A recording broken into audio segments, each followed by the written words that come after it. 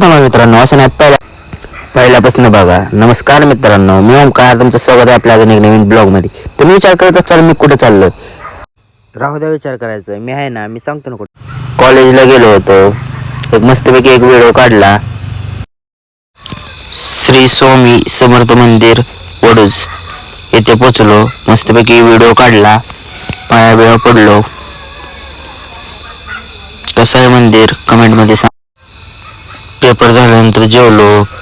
आमचं कॉलेज कसं आहे, ह्यांची मस्ती चालली, त्यांचा व्हिडिओ काढला. हे म्हटले व्हिडिओ काढू नको, नाहीतर मग लय अवघडच जाईल तुझं.